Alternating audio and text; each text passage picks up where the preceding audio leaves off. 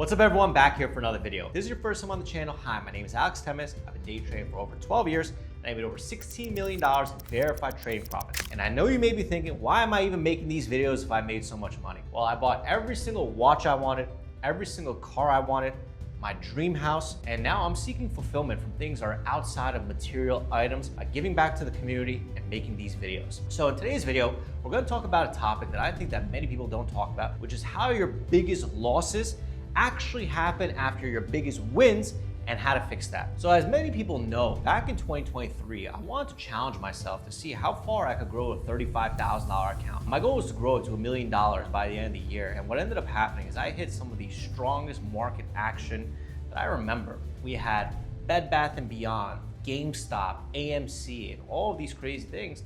And I grew my $35,000 account into $1 million in 55 days.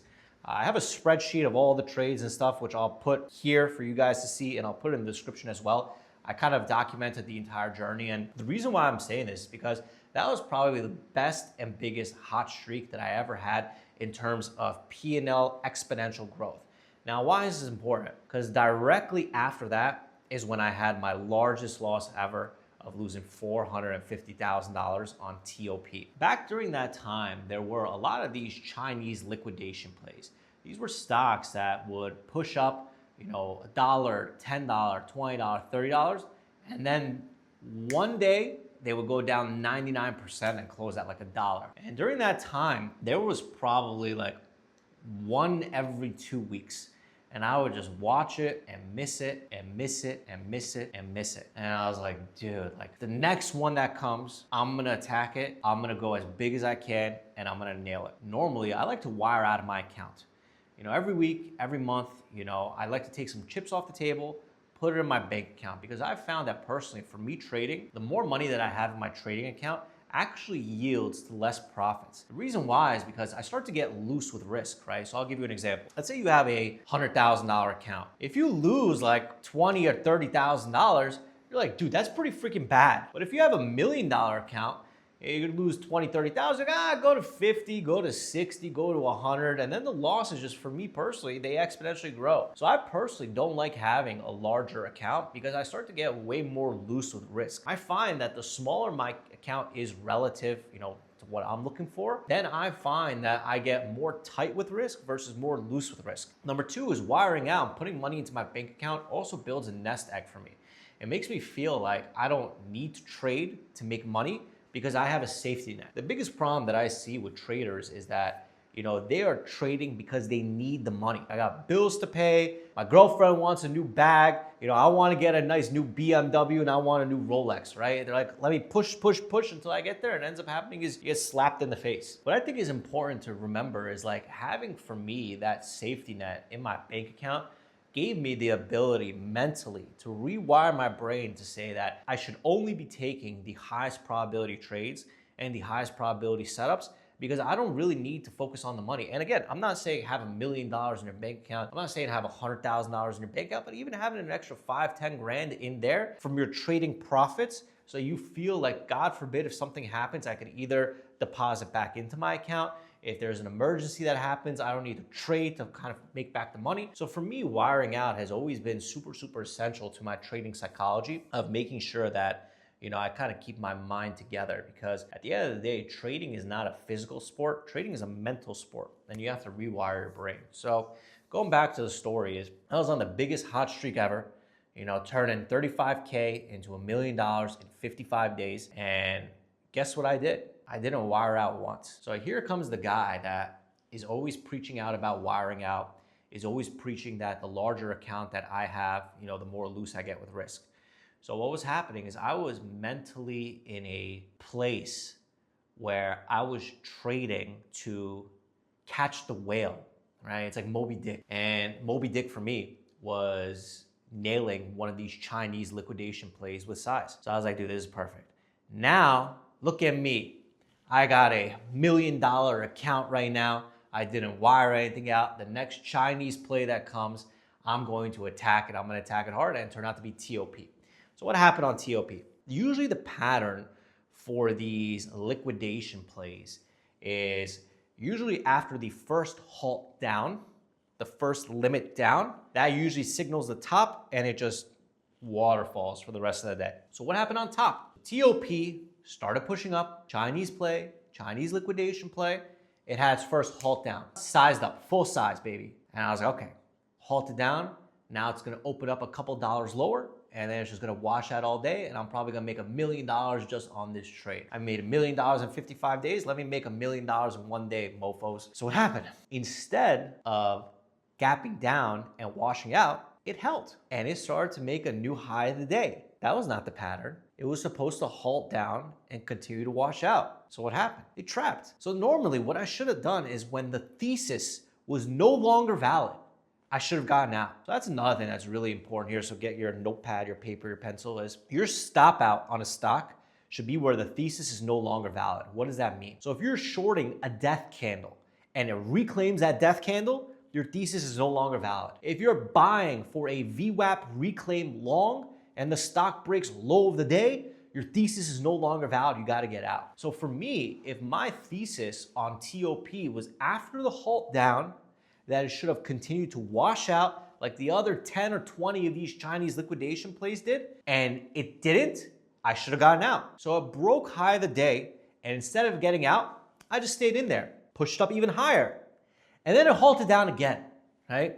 And at this point, I'm like, okay, this is the one, right? This is the one. It's gonna halt down and it's gonna continue to wash out. I'm gonna short it again. I'm gonna add even more. I'm gonna find some extra size out of my back pocket. I'm gonna go into leverage and I'm gonna start using leverage to short more. Halts down, it opens up, now it starts consolidating. So for the second time, it didn't do what it should have done. It should have halted down, continued to wash out like all the other ones. Instead, it halted down and consolidated. So what do you think I did during that consolidation? Oh, Alex, you probably got out, right? And I started using even more leverage and even more margin and started adding to a loser aggressively. And at this point, dude, I was doomed. So probably the first halt down was around like 12 bucks. And then it reclaimed 12 bucks and then went to like $15.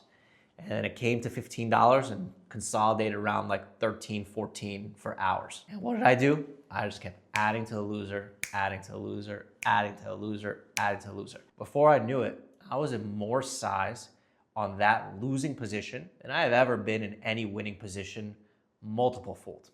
I still hate talking about it. What ended up happening? So I had multiple times to get out. I could have gotten out on the first reclaim of high of the day. I didn't. I could have gotten out on the second reclaim of high of the day. I didn't. I could have gotten out on the consolidation, realizing that it wasn't breaking down. I didn't. I prayed and prayed and prayed, and I said, please God, let this thing go down. I'll go to church. I'll be a better Christian.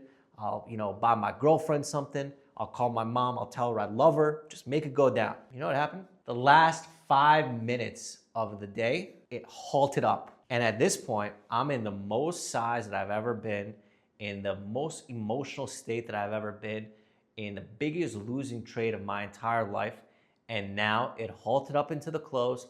And when it opens up in after hours, there's gonna be no liquidity for me to be able to get out. And I'm gonna be destroyed. Stock halts, after hours it opens up 18, 19, 20, 21 in seconds, 22, 23, 24. Started getting out 24, 25, 26, get out more, 27, get out 30. By the time it hits 32, I'm all out. Losing 450K. The next morning it hit 300. I probably lost 10 million. You would have never heard from me again. I would have been owing my broker money. I'd be washing dishes in the back and maybe going back to Starbucks. Why did this happen? It happened because I was coming off the biggest win streak of my entire trading career, $1 million in 55 days. I deviated from my process. I didn't stop out. I added to a loser. I got stubborn. I ignored risk. Anytime you start praying, that's probably your signal that you should probably get out of the stock. That was probably the biggest loss I ever had. I spoke about this in a previous video, but I'll just reference it again just in case you guys didn't watch that previous video. But what did I do to overcome that loss? So the first things first is I came back the next day and I tried to bully the next round of stocks. I used what I call bully size. I tried bullying these stocks to try to make it back. And I remember making back like 80 grand the next day. And I'm like, dude, sick. Just give me 3-4 more days. I'm gonna make back the entire loss. And the day after that, I lost 100 grand. And I was like, dude. Now I'm an even bigger drawdown, right? So at that point, I had to pull the brakes and say, you know what? Instead of trying to bully these stocks to make it back, I got to get back to basics. I had to size down. I think it's really, really important that, sizing down after drawdown. Everyone always wants to make back the money as fast as possible, but the reality is it just takes time. It's like planting a flower. You could try to use more sun, you could try to use more water, but at the end of the day, you just need a little bit more time. And long story short, by the end of the year, that loss happened in April.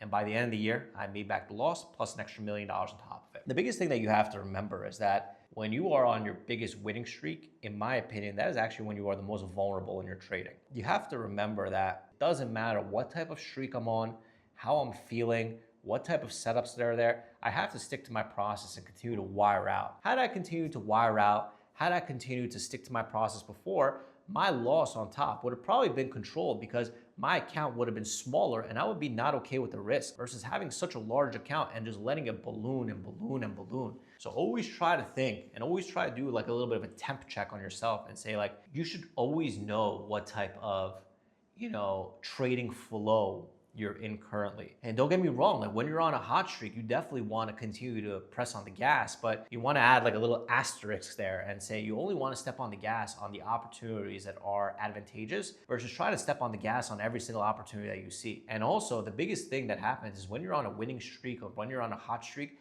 you don't want the next stock to end your winning streak. You're like, I'm on an 18-day winning streak. I want to go hit 20 days, right? What ends up happening is on the 19th day, you're like, I should probably take this loss.